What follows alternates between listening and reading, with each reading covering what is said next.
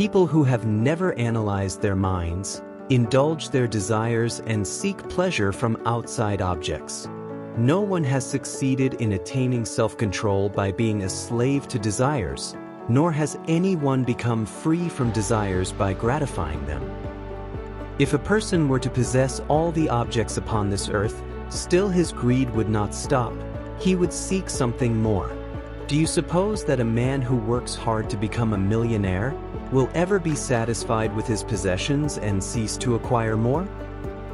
He will go on seeking to add to them as long as he will live. A poor man desires to be rich, a rich man desires to be a millionaire, and a millionaire wants to be a multimillionaire, and so on. Where is there any rest? Where is there happiness? When will his thirst for possessions or enjoyment cease? Will he ever acquire control over his mind? Perhaps not in this life. Thirst for enjoyment is the real disease in us.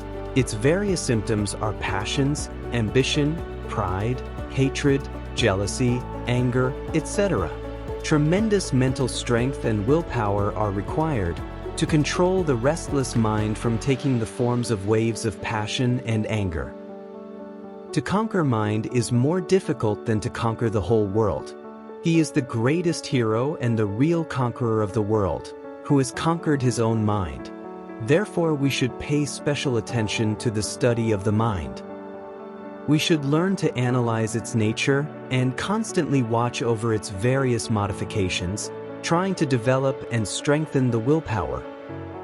Perfect self-control of a yogi is that state of mind where no desires or passions of any kind disturb the peace and tranquility of his soul.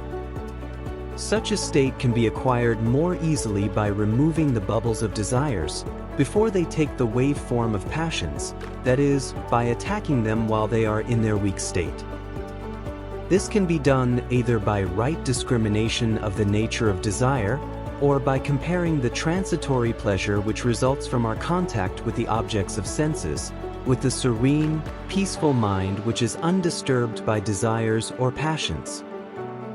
We should also remember that the highest ideal of our life is not pleasure of the senses, nor slavery to desires and passions, but the attainment of mastery over the lower self and the manifestation of the Supreme Self. There is another way of obtaining self-control, through concentration and meditation. Concentrate your mind upon the Supreme Self, and do not let it be disturbed by any other thought or desire at that time. When Buddha sat in meditation under the Bo tree, all the dormant impressions began to rise in his mind. But Buddha said, "It is better to die on the battlefield while fighting with enemy, than to be defeated and forced to live like a slave, seeking little bits of sense pleasures and enjoyment." Whosoever will display similar determination of purpose and strength of character will surely attain perfect self-control. They alone who have acquired self-control enjoy eternal peace and happiness in this life and attain the goal of all religions, the knowledge of the Divine Self. Thank you for watching this video. We hope you enjoyed the videos in this 3-part series, How to Meditate for Beginners. If you like these videos, please like, share, and subscribe to our channel for more videos like this. If you have not watched the previous 2 videos, click on the video links provided.